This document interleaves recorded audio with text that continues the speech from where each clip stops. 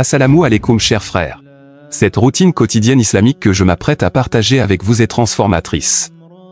Imaginez commencer votre journée de manière qui ne consiste pas seulement à accomplir des tâches, mais à remplir vos heures de bénédiction tangibles, dissipant la confusion mentale et tirant le meilleur parti de votre journée, en obtenant davantage de baraka d'Allah. Cette routine matinale a le potentiel de transformer votre esprit et votre corps, Inch'Allah, et de vous rendre plus conscient de la présence d'Allah dans vos moments et dans votre journée. Il s'agit bien plus que d'être une machine à productivité, il s'agit d'opérer au sommet de vos performances mentales, émotionnelles et spirituelles.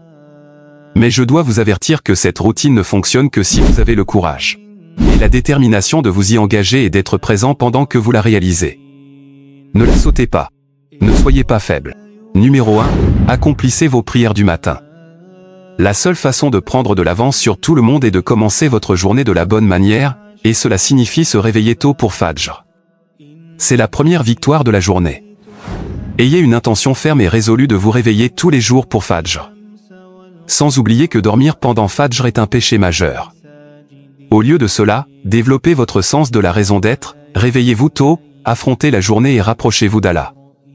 Ne soyez pas comme ceux qui ont peur de se réveiller tôt, attachés à leur lit chaud et confortable. Beaucoup d'entre eux sont même des haltérophiles et des athlètes capables de soulever des poids lourds, mais qui sont trop faibles le matin pour soulever une couverture. C'est la mauvaise mentalité. Vous devriez vous habituer à être à l'aise dans l'inconfort, vous endurcir et vous renforcer. Maintenant, n'oublions pas la prière de nuit, bien qu'elle ne soit pas obligatoire. Prier le tahajjud a une grande importance en islam. C'est le moment où vous recherchez la proximité avec Allah pendant le dernier tiers de la nuit, un moment où le monde est silencieux et où votre cœur peut s'exprimer plus clairement. Le prophète Muhammad, que la paix soit sur lui, a encouragé cette pratique, comme mentionné dans le hadith, la meilleure prière après les prières obligatoires est la prière de nuit. Alors, pensez au dernier tiers de la nuit comme le moment où Allah ouvre son palais pour vous. Allah a dit qu'à cette heure, quiconque prie verra sa prière directement reçue par Allah et exaucée. Imaginez si l'un des souverains musulmans vous ouvrait son palais tôt le matin et vous disait « Venez à n'importe quel moment après 2 heures du matin et avant Fajr, et je vous donnerai tout ce que vous voulez de mon royaume. » Ne seriez-vous pas tenté d'y aller? Vous seriez fou de ne pas le faire. Mais Allah ouvre son palais pour vous chaque matin. Et vous ne vous réveillez pas tôt pour y aller. Réfléchissez à ce que cela signifie, mes frères. Réveillez-vous tôt pour Fajr, ne manquez pas tout ce que vous pourriez recevoir. Et toutes les bénédictions qui vous attendent d'Allah. Numéro 2, le jeûne. Et ici, nous ne parlons pas seulement du jeûne religieux lié à l'islam, mais plutôt du fait de retarder votre prise alimentaire. Avez-vous déjà réalisé que lorsque votre ventre est plein, vous finissez par être paresseux et fatigué? Le prophète, que la paix soit sur lui, a dit que le pire récipient qu'un homme puisse remplir est son estomac. Certes, lors de jours de festivités, le prophète, que la paix soit sur lui, remplissait son estomac, mais cela était occasionnel et très rare. La plupart du temps, il ne prenait que 2 repas, dont l'un était un petit repas de dattes et d'eau. Vous devez apprendre à utiliser votre faim et en tirer profit.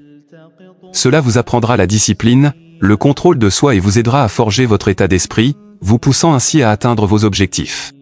Maintenant, ne vous méprenez pas, chaque personne a des priorités différentes.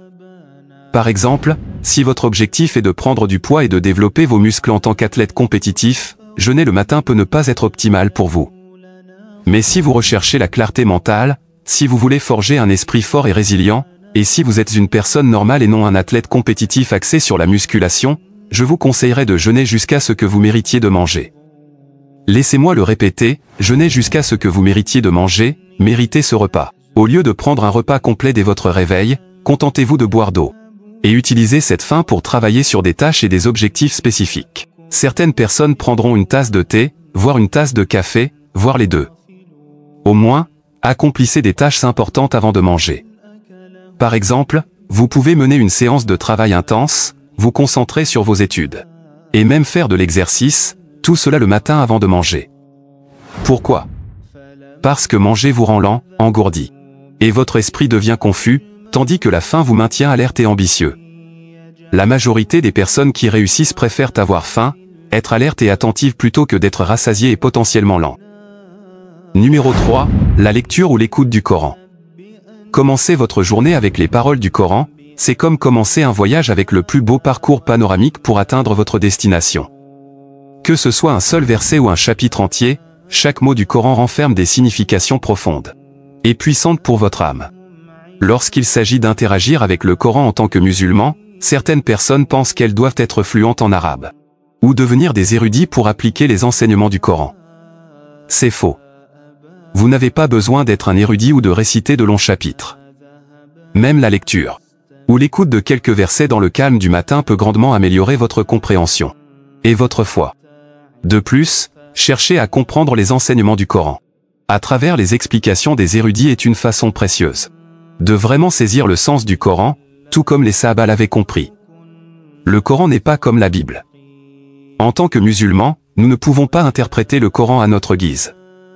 Au contraire, ces versets ont des significations très spécifiques, qui ont été comprises par les Sahaba et transmises de génération en génération. Il nous revient donc de découvrir et de comprendre ce qu'ils signifient.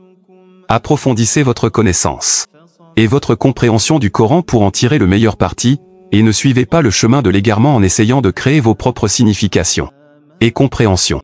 Numéro 4. Recherchez la connaissance.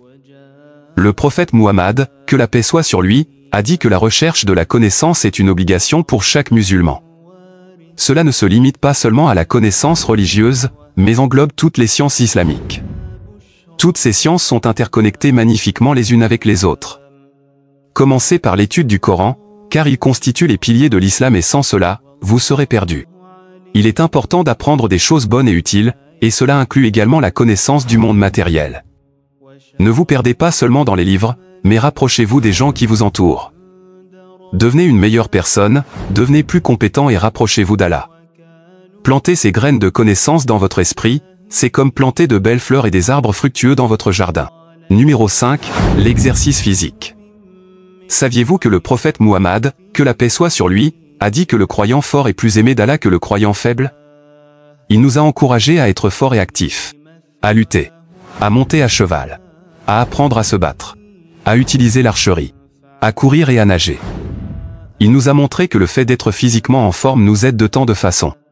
Cela ne signifie pas nécessairement que vous devez participer à une compétition, soulever des poids lourds, ou courir un marathon. Il s'agit de faire des choses simples qui peuvent faire une différence, surtout lorsque vous commencez. Pensez à votre corps comme un véhicule, comme une voiture que vous conduisez tous les jours. Pour que la voiture fonctionne correctement et vous emmène où vous devez aller, vous devez en prendre soin, n'est-ce pas? Eh bien, il en va de même pour votre corps. En prendre soin et maintenir une bonne circulation sanguine n'est pas seulement bon pour vous, c'est aussi ce que l'islam nous enseigne.